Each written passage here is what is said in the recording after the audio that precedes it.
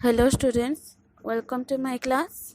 हम लोग जैसे कंटिन्यू कर रहे हैं, एक सीरीज हम लोग का चल रहा है ईआईएम का, एंटरप्रेन्योरशिप एंड इंडस्ट्रियल मैनेजमेंट। हम लोग पहले से पढ़ चुके हैं एंटरप्रेन्योर क्या है, इंडस्ट्री क्या है, मैनेजमेंट हम थोड़ा थोड़ा उसके बारे में डिस्कशन कर चुके हैं।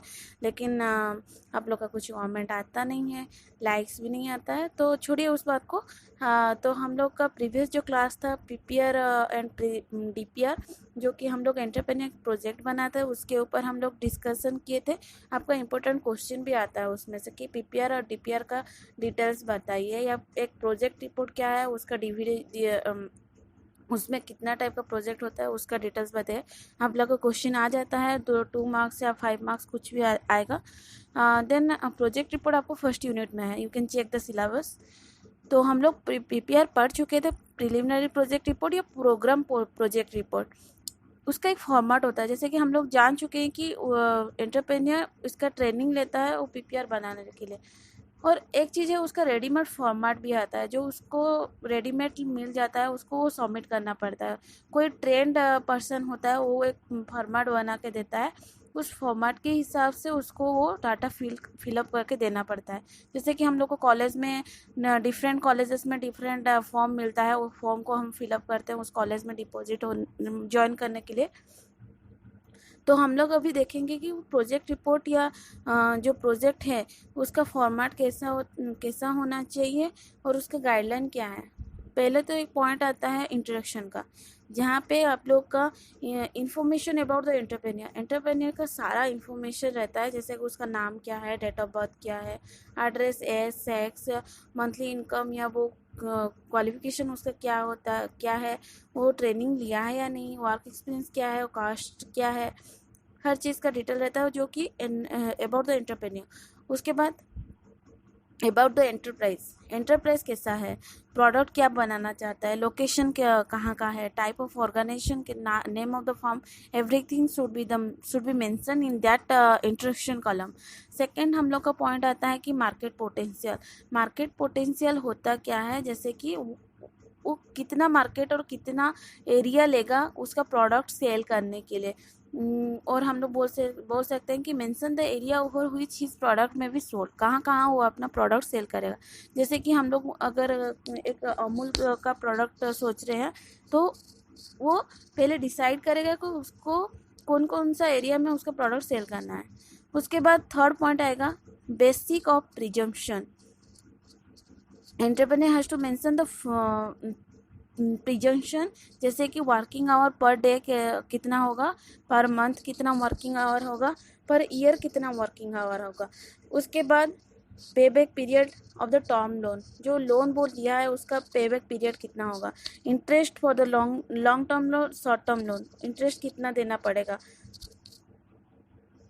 ये सारा आपका प्रिजम्पशन में, ये थर्ड पॉइंट में आएगा।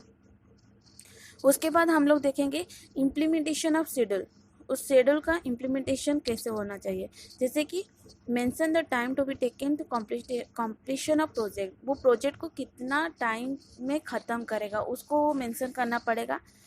फिफ्थ पॉइंट में आएगा प्रोडक्ट टारगेट, जैसे कि वो कितना टन प्रोडक्ट प्रोड्यूस करेगा पर ईयर, और कितना यूनिट में उसको प्रोड्यूस करेगा, या लीटर में प्रोड्यूस करेगा या मीटर में प्रोड्यूस करेगा, कुछ भी हो सकता है।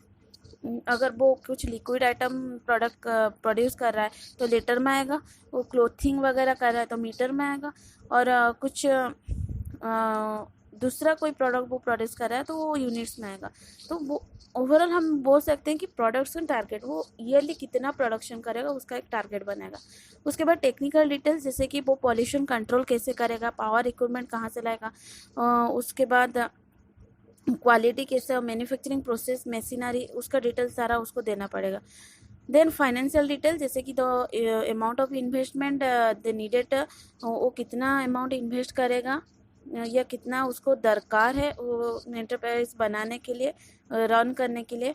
And the total capital required for the project, वो जो प्रोजेक्ट ले रहा है उसको कंप्लीट करने के लिए उसको कितना अमाउंट चाहिए, फाइनेंशियल डिटेल्स उसको वहाँ पे देना पड़ेगा।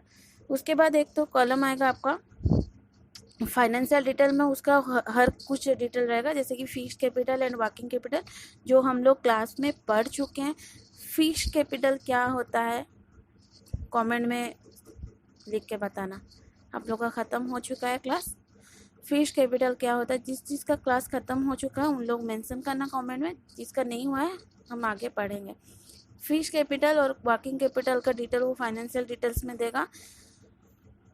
उसके बाद पॉइंट नंबर 8 टोटल कैपिटल, जैसे कि working capital, fix capital and preliminary expenses मिला के cost of the project, total उसका प्रोजेक्ट का कॉस्ट कितना आ रहा है उसको मेंशन करना पड़ेगा।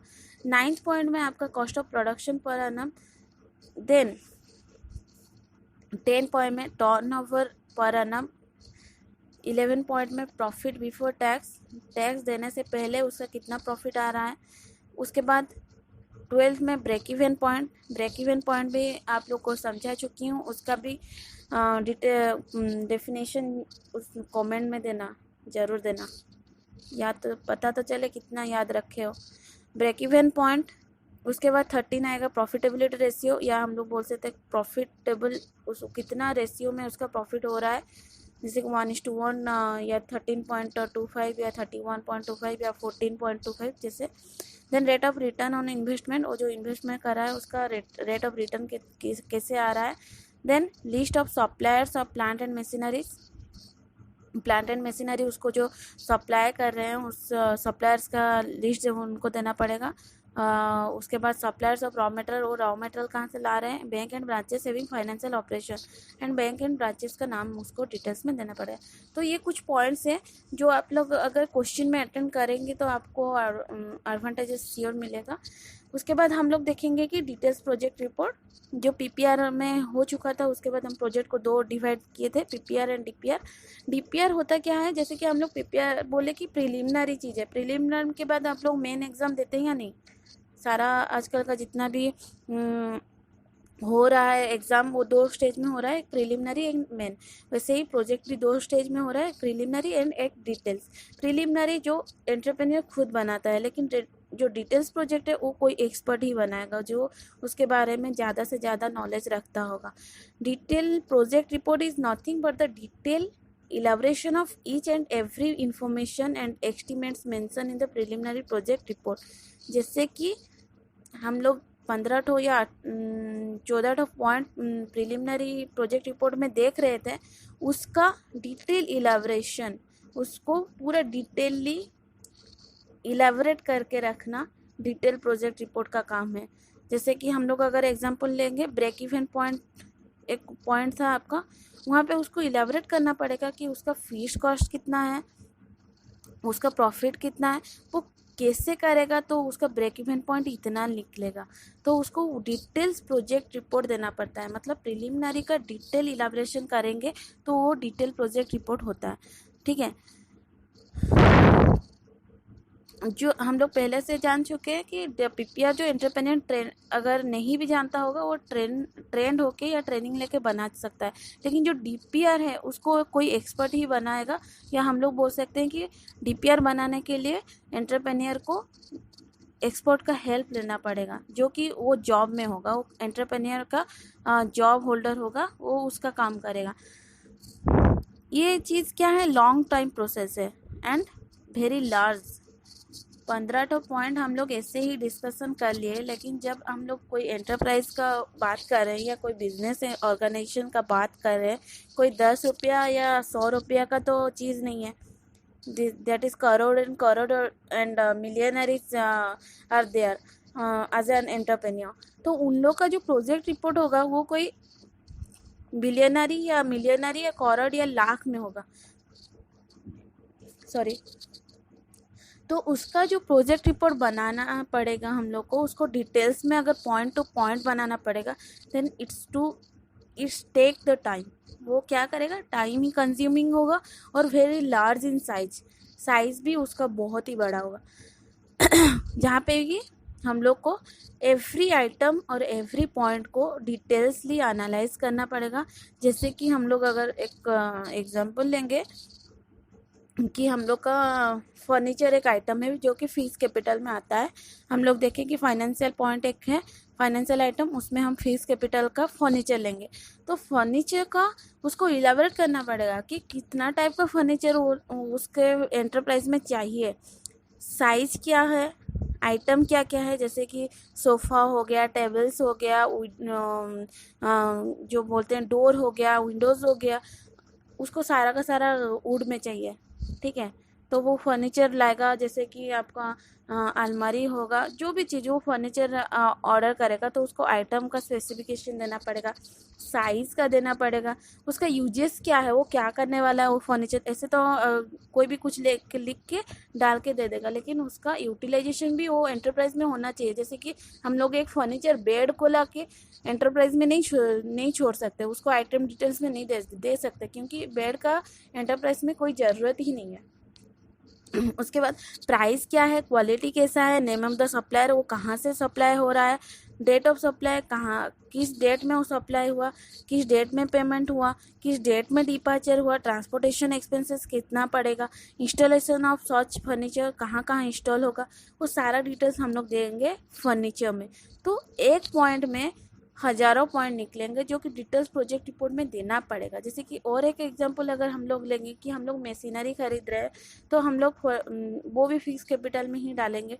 तो मशीनरी का जो सारा डिटेल्स है, कितना टाइप का मशीन हम लोग को चाहिए, कोई छोटा मशीन चाहिए, बड़ा मशीन चाहिए, या हम लोग स्टेशनरी का भी ले सकते हैं जो कि वर्किंग कैपिटल में जाता है या एक्सपेंसेस में जाता है।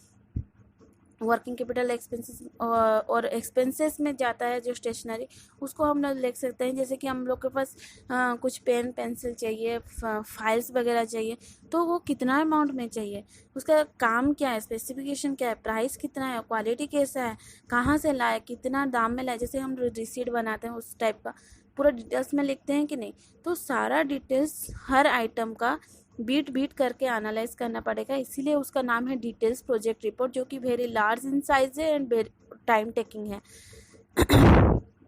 और एक एग्जांपल हम लोग भी ले सकते हैं, फाइनेंस कितना चाहिए, कितना डेट तक चाहिए, इतना डेट तक उसका रिक्वायरमेंट कितना है। जैसे कि आज से डेट 19 तारीख से लेके 22 तारीख तक जितना फाइनेंस उसका चाहिए, उसका रिक्वायरमेंट कितना है, वो फाइनेंस कितना नीड कर रहा है वो 2 दिन में, वो जो फाइनेंस नीड कर रहा है उस नीड का मतलब पर्पज़ क्या है, वो खर्चा आप मतलब कोई एरा गैरा में नहीं कर रहा है या अपने खुशी के लिए नहीं कर रहा है, कंपनी के लिए कर रहा है, तो पर्पज़ चाहिए। किसको वो पेमेंट दे रहा है, कहाँ से पैसा ला रहा है, सोर्स ऑफ फंड क्या है, वो सारा डिटेल्स उसको देना पड़ेगा। तो डिटेल प्रोजेक्ट रिपोर्ट अगर शॉर्टली हम लोग बोले तो हम लोग को हर चीज़ का डिटेल देना ही डिटेल प्रोजेक्ट रिपोर्ट है, जो कि प्रिलिमिनरी में हम लोग बना चुके हैं, उसका डिटेल्स देना डिटेल प्रोजेक्ट रिपोर्ट का काम है। Detail project report for different products are also available in the form of book, which may be helpful for the entrepreneur to prepare his own DPR।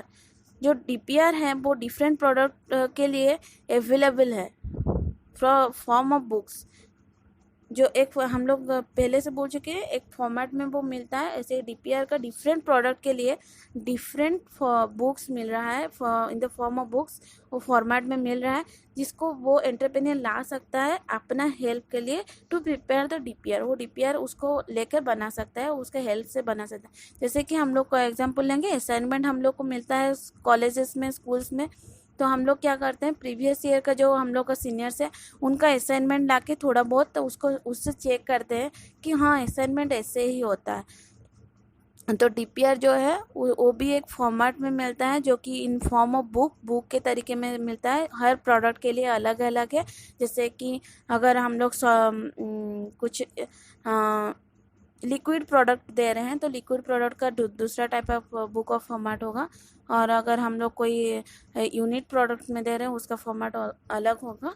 तो ऐसे ही हम लोग DPR और PPR का project report discussion कर लिए हैं। And आपका प्रिपरेशन ऑफ प्रोजेक्ट रिपोर्ट यहाँ पे ख़त्म हो रहा है। अगर आप लोग को कोई डाउट होगा तो पूछ लेना। कमेंट बॉक्स में।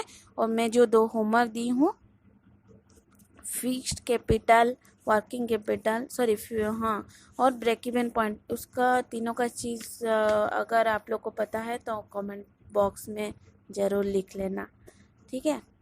यहाँ पे आप लोगों का क्लास ख़त्म करते हैं। Thank you.